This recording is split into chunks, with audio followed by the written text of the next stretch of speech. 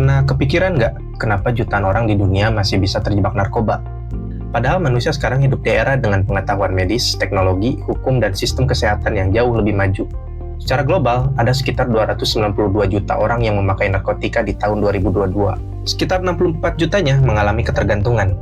Di Indonesia sendiri, penyalahguna narkoba dari 2023 sampai 2025 diperkirakan mencapai 2,1% atau sekitar 4,1 juta jiwa. Padahal data BNN sepanjang akhir 2024 berhasil mengungkap lebih dari 10.000 kasus narkoba dengan barang bukti hampir 3 ton sabu. Tapi angka penyalahgunaan tetap tinggi dan peredarannya terus muncul. Masalah ini sebenarnya tidak sesederhana kriminalitas jalanan, tapi ada kaitannya dengan otak yang jadi pusat pengambilan keputusan kita. Pertanyaannya, kenapa otak manusia bisa begitu mudah terikat dengan zat-zat adiktif ini? Apa kita memang punya celah bawaan untuk jatuh ke kecanduan, atau justru ada sesuatu yang lebih rumit di balik semua ini? Untuk memahaminya, kali ini kita akan bedah lebih dalam kenapa otak kita bisa kecanduan zat-zat narkotika, dan kenapa otak begitu sulit lepas dari kecanduan.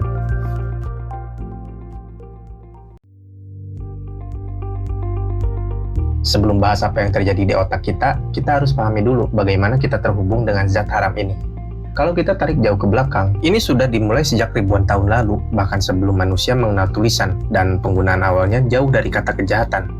Sekitar 10.000 tahun lalu, manusia sudah mengonsumsi tanaman psikoaktif dengan mengawati hewan yang bertingkah aneh setelah memakan jamur atau tanaman tertentu. Seiring waktu, praktik ini berkembang menjadi bagian dari budaya. Di berbagai wilayah dunia, zat psikoaktif digunakan dalam ritual keagamaan karena dipercaya dapat mendekatkan manusia dengan sesuatu yang dianggap suci. Sekitar 4.000 tahun lalu, masyarakat di kawasan Mesoamerika pakai jamur tertentu untuk ritual keagamannya. Di fase ini, penggunaan zat sangat terbatas, terkontrol, dan punya makna sakral. Lalu sekitar 3.400 tahun lalu sebelum Masehi, bangsa Sumeria membudidayakan tanaman popi untuk menghasilkan opium dan menyebutnya sebagai tanaman kegembiraan. Seiring perkembangan peradaban, opium menyebar ke Mesir kuno, Yunani hingga Timur Tengah. Di sana, opium digunakan untuk meredakan rasa sakit, membantu tidur, sampai menenangkan pasien yang sedang berobat. Jadi, selama ribuan tahun, hubungan manusia dengan zat psikoaktif berada dalam jalur ritual dan pengobatan. Keduanya punya aturan, batasan, dan kontrol sosial yang cukup ketat. Namun perubahan besar dimulai ketika manusia memasuki era perdagangan global. Sekitar abad ke-16 hingga 18, ketika jalur perdagangan internasional mulai berkembang pesat, zat-zat seperti opium mulai diperdagangkan lintas wilayah.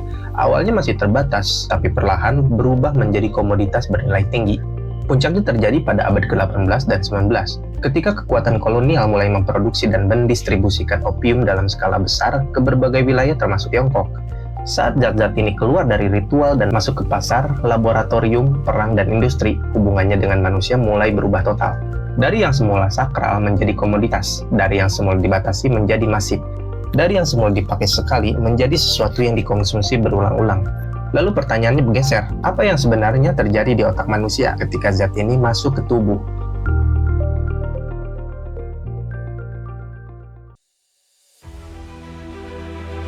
Otak kita bekerja seperti sistem komunikasi super kompleks.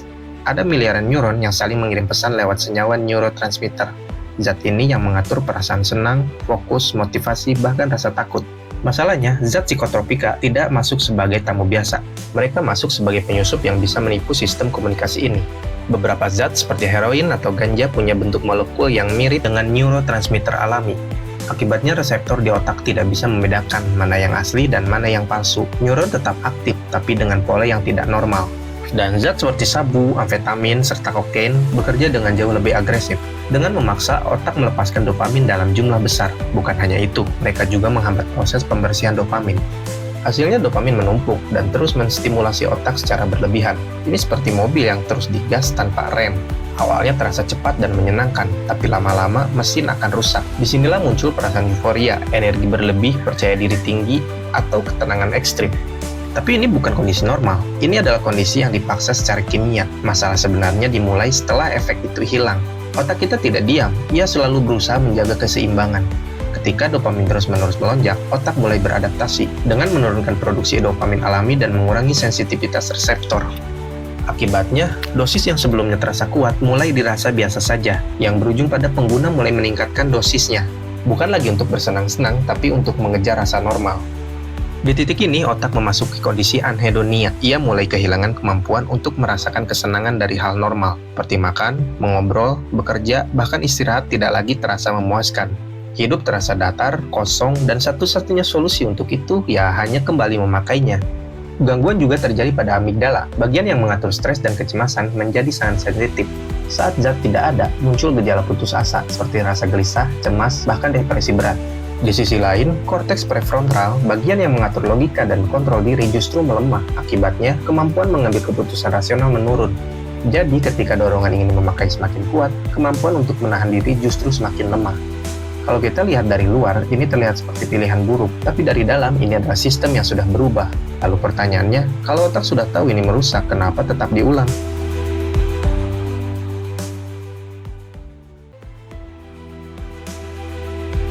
Untuk menjawab ini, kita harus mundur lebih jauh ke sejarah evolusi. Otak manusia tidak dirancang untuk bahagia, tapi dirancang untuk bertahan hidup. Karena itu, kita punya sistem yang disebut reward system. Setiap kali kita melakukan sesuatu yang penting untuk bertahan hidup, seperti makan atau minum, otak melepaskan dopamin. Dopamin ini memberi sinyal, ini penting, ulangi lagi. Masalahnya, zat adiktif membajak sistem ini. Lonjakan dopamin dari narkotika bisa berkali-kali lipat lebih besar dibanding aktivitas normal. Bahkan lonjakan ini terjadi sangat cepat. Padahal otak manusia sebenarnya tidak dirancang untuk menghadapi lonjakan dopamin sebesar ini. Jika sudah begini, otak mulai memetakan ulang prioritasnya dengan menempatkan zat tersebut sebagai prioritas utama karena sudah dianggap jadi kebutuhan biologis. Ketika zat itu tidak ada, tubuh bereaksi, bukan saja menimbulkan rasa tidak nyaman, tapi bisa juga berupa nyeri fisik, kecemasan ekstrim, gangguan tidur, bahkan gangguan emosi yang sangat berat.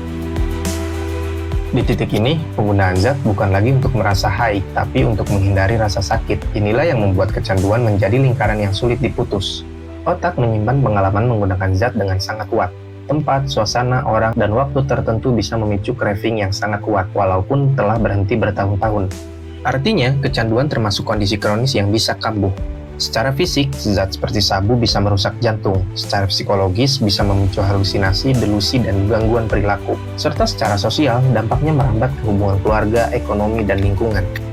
Banyak keputusan impulsif, konflik, bahkan tindakan kriminal berakar dari dorongan ini. Jadi, ketika kita melihat seorang terjebak dalam kecanduan, kita bukan hanya melihat perilaku, tapi melihat hasil dari interaksi kompleks antara biologi, evolusi, dan lingkungan. Dan ini membawa kita ke pertanyaan berikutnya. Kalau semua ini sudah kita pahami, kenapa masalah ini masih terus ada sampai sekarang?